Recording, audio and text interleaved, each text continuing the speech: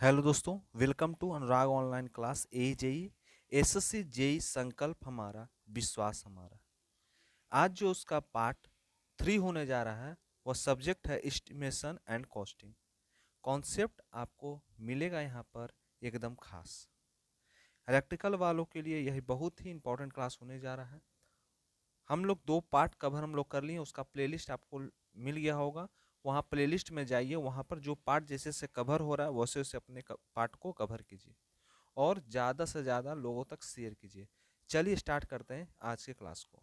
आज का जो क्लास होने जा रहा है वो हम इलेक्ट्रिक फ्यूज के बारे में जानेंगे कि इलेक्ट्रिकल फ्यूज क्या होता है। चलिए जानते हैं इलेक्ट्रिक फ्यूज।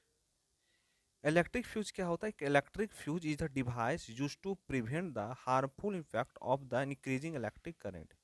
जब भी कभी भी इलेक्ट्रिक करंट को इंक्रीज करने की बात होगी, जैसे कभी भी कोई भी चीज़ हार्मफुल इम्पैक्ट पड़ रहा है, तो वहाँ पर क्या होता है, इलेक्ट्रिक करंट जो है वह इंक्रीज हो जाती है।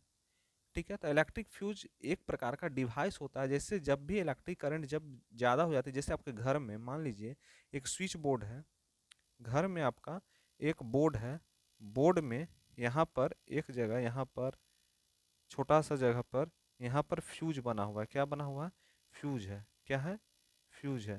तो यहाँ पर जो फ्यूज बना हुआ है इसका काम क्या है? जब वोल्टेज, जब करंट जो है, जब करंट जिसको हम आई से डिनोट करते हैं या बड़े आई से डिनोट करते हैं, जब करंट इंक्रीज हो जाता है तो क्या करेगा ना, जब हार्मफुल इलेक्ट्रिक करंट, कौन सा electric current? Harmful electric current जब भी इंक्रीज हो जाता है तो समझ जाइए वहाँ पर क्या होगा। अगर आपके घर में इलेक्ट्रिक फ्यूज नहीं होगा तो क्या होगा, आपके जितने भी इक्विपमेंट है, इक्विपमेंट माने बॉल हुआ, ठीक है ना, और क्या हुआ, फैन हुआ, रेफ्रिजरेटर यूज कर रहे हैं, जो भी चीज़ आप यूज कर रहे हैं वह क्या हो जाएगा, खराब हो सकता है।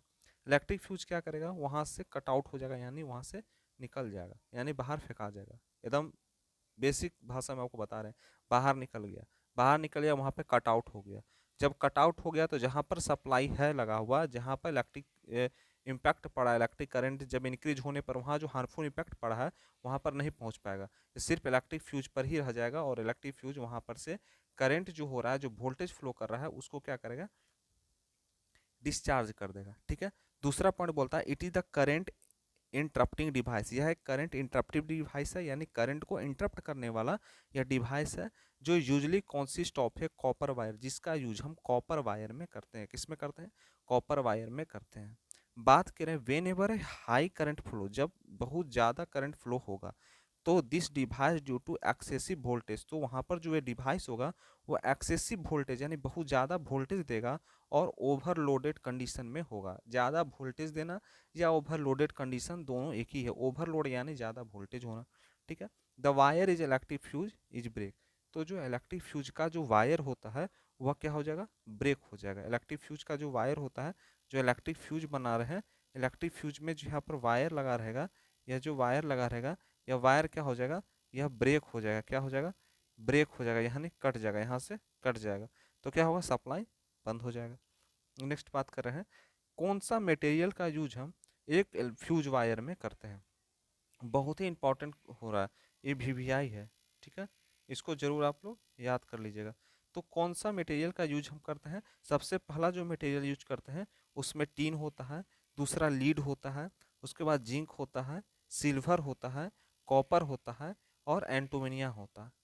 टीन को हम टीएन, ठीक है, लीड जो है PB, zinc Z N, silver S, ठीक है, कॉपर का सीयू से हम डिनोट करते हैं, एंटीमनी को एन। इसके बारे में नहीं पता है, तीन चीज आपको, इतना चीज, इससे ज़्यादा चीज होता है जिसमें टीन का यूज करते हैं ज़्यादातर, लीड का यूज करते हैं, जिंक का यूज करते हैं, सिल्वर का यूज करते हैं, कॉपर का यूज करते हैं। ये सारे चीज़ जो है हम लोग एक फ्यूज वायर में यूज करते हैं। अब बात किया, जब लीड और टीन दोनों जब मिल जाते हैं, लीड और टीन दोनों जब मिल जाते हैं उसी को हम एलवाई कहते हैं। यानी एलवाई क्या होता है, धातु और उप धातु के बारे में जाने होंगे। एलवाई क्या होता है, यह जब दो दो जब लीड और टीन, लीड यानी शीशा और टीन जो हम लोग टीन का यूज करते हैं, जिसको टीएन से, लीड को पीबी से डिनोट करते हैं। एलवाई मोस्ट पॉपुलर फ्यूज, यह दोनों जो है बहुत ही मोस्ट पॉपुलर फ्यूज है। यानी यह जो फ्यूज है लीड और टीन, ज़्यादातर हम लोग लीड और टीन का ही यूज करते हैं, पीबी और टीएन दोनों का ज़्यादातर हम यूज करते हैं।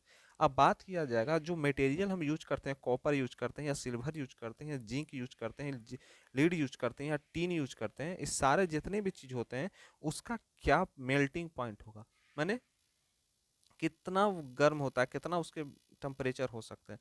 तो देखिए कॉपर की जब बात की जाए 2000 डिग्री सेल्सियस होगा सबसे ज़्यादा, जब मेल्टिंग पॉइंट की बात आएगा। अब यहाँ पर एक क्वेश्चन बन के आएगा कि सबसे ज़्यादा मेल्टिंग पॉइंट किसका होगा, तो सबसे ज़्यादा जो मेल्टिंग पॉइंट होगा वह कॉपर का होगा। सबसे ज़्यादा मेल्टिंग पॉइंट किसका होगा, कॉपर का होगा, जो 2000 डिग्री सेल्सियस होगा। सेकंड नंबर पे जो आता है वो सिल्वर आता है, सेकंड नंबर पे सिल्वर आता है, थर्ड नंबर पे जिसका सिल्वर का कितना है 1800 डिग्री सेल्सियस, जिंक जिसको जेड से डिनोट करते हैं जो 800 डिग्री सेल्सियस है, उसके बाद लीड का यूज करते हैं जो 624 डिग्री सेल्सियस है, और टीन का यूज करते हैं जिसको 460 डिग्री सेल्सियस है। कॉपर को हम Cu से डिनोट करते हैं, ये आप स्क्रीनशॉट ले लीजिएगा, ठीक है। SI सिल्वर को SI से, जिंक को हम Zn से, जिंक को हम Zn से, लीड को Pb से, लीड को हम Pb से, और टीन को हम यहाँ लिख देते हैं, टीन को हम किससे करते हैं बता दीजिए, ये चीज़ आप कमेंट में जरूर बताइए, टीन को हम किस सिंबल से डिनोट करते हैं, ठीक है। स्क्रीनशॉट ले लीजिए आप लोग, ये वाला स्क्रीनशॉट ले लीजिए, यह होमवर्क आपका बन के आया, यह होमवर्क है, ठीक है। ये हमको कमेंट करके बताइएगा, टीन को किस चीज़ से हम डिनोट करते हैं, ठीक है। नेक्स्ट बोलता है क्वेश्चन फ्यूज ला। अब बताइए, हम इलेक्ट्रिक फ्यूज पढ़ लिए, ठीक है, इलेक्ट्रिक फ्यूज में कौन कौन सा मटेरियल का यूज करते हैं ये भी जान गए। उसके बाद हम लोग जानेंगे ज़्यादातर यूज हम जो लीड और किसका करते हैं, टीन का यूज करते हैं, हम लोग जान गए कितने कितने मेल्टिंग पॉइंट सारे के होते हैं, कॉपर के कितने होते हैं, टीन के कितने होते हैं, जिंक के कितने होते हैं ये भी जान लिए। सबसे ज़्यादा मेल्टिंग पॉइंट की जब बात किया जाए तो कॉपर का होता है, सबसे ज़्यादा मेल्टिंग पॉइंट कॉपर का होता है, तो वह मेल्टिंग पॉइंट कितना होता है, तो 2000 डिग्री सेल्सियस होता है। बात करते हैं फ्यूज वायर ला का। फ्यूज ला क्या होता है, फ्यूज ला जो determine current carrying capacity, current carrying capacity को डिटरमाइन करता है, और we can law state that when and fuse carrying the current without increasing the temperature melting point that means it generate current through the wire equal displace. यह जो current को generate करना है कितना वायर है जो इक्वली डिस्पेस होता है। अगर इसको हम सिंबल से डिनोट करें तो इसका सिंबल जो होगा I directly proportional to D के पावर 1.5 इसका सही सिंबल होगा, ठीक है। किसका होगा, फ्यूज लॉ, यानी फ्यूज के नियम, ठीक है। उसके बाद इंटरनेशनल वायरिंग एस्टिमेशन, जो हमारे इंटरनेशनल रूप में करें, अंतर्राष्ट्रीय रूप में वायरिंग का क्या एस्टिमेशन होता है इसके बारे में थोड़ा जानना होगा। सबसे पहले जाते हैं डिटर्मिनेशन ऑफ लोड, क्या लोड के आधार पर हम किस तरह से हम वायरिंग को हम जान सकते हैं एक इंटरनल वायरिंग को, ठीक है, इंटरनल वायरिंग, ठीक है। In the order of determine load, हम अगर डिटरमाइन लोड को देखें उसके ऑर्डर को देखें तो observe the rating name on the plate and load also consider 5 to 10 watt extra. यहाँ पर जो बात किया जा रहा है कि जो हम रेटिंग को ऑब्जर्व कर रहे हैं प्लेट के रेटिंग को लोड के साथ, वह 5 से 10 जो है वो वाट करता है, 5 से 10 वाट करता है। नेक्स्ट बात किया जाता है हम कितना कितना समय लोड ऑब्जर्व करते हैं, जैसे फ्लोरोसेंट लैम्प, उसके बाद एलईडी, उसके बाद आयरन जिसको इलेक्ट्रिक कहते हैं, और सीलिंग या वॉल फैन, सारे में कितने कितने वाट का यूज करते हैं। फ्लोरोसेंट लैम्प जिसको ट्यूबलाइट कहते हैं, ट्यूबलाइट जो है 40 वाट का होता है, एलईडी ट्यूबलाइट 20 वाट का होता है। अगर बात किया जाए हम आयरन का, जो हम लोग आयरन करते हैं वह आयरन जो है इलेक्ट्रिक आयरन जिसका होता है 1000 से 1500 वाट का होता है, कितना होता है 1000 टू 1500 वाट होता है, यह जो है इलेक्ट्रिक आयरन का होता है। बात क्या सेलिंग फैन या वाल फैन, सेलिंग फैन और वाल फैन जो दीवार पे लगाया हुआ फैन या जो हम ऊपर में दीवार पे लगाते हैं, वह जो सेलिंग फैन उसका क्या होगा, उसका जो यूज करते हैं वो कितना वाट का होता है, वो याद हमेशा रखना है कि 60 वाट टू 80 वाट जो है यह सेलिंग फैन का होता है, ठीक है। नेक्स्ट बात किया क्या डिटर्मिनेशन करते हैं एक नंबर ऑफ सब सर्किट। अगर नंबर ऑफ सब सर्किट के बारे में बात किया जाए तो क्या डिटर्मिनेशन हो सकती है एक नंबर ऑफ सब सर्किट की। सबसे पहला जो नंबर ऑफ सब सर्किट है वो deduct as per the number of point to be wire, यह क्या करता है कि जो सब सर्किट है ये डिटेक्ट करता है कि कितना number of point of wire है। दूसरा होता है maximum load that can be handle power circuit, जो हम कितना लोड हम हैंडल कर सकते हैं।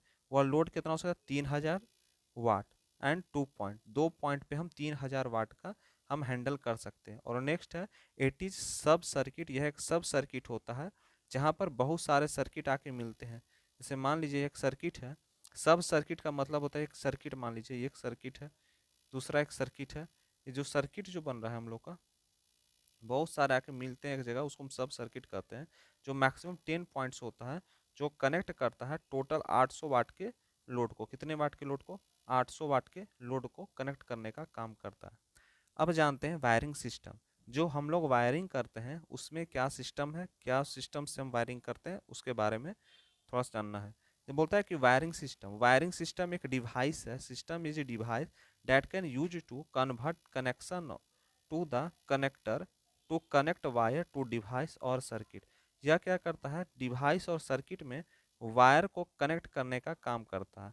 जो कन्वर्टिंग कनेक्टिंग द कनेक्शन, जो कन्वर्ट करता है कनेक्टिंग कनेक्शन को to make the possible to connect the disconnect device. इसका मतलब यह होता है कि यह कवरिंग करता है कनेक्शन को, और क्या कनेक्ट करने का, कनेक्ट और डिसकनेक्ट दोनों करने का काम करता है किसको, एक डिवाइस को, विथ जस्ट योर हैंड, अपने हाथ से, और सिंपल टूल, एक छोटे से कोई भी सिंपल टूल के मदद से।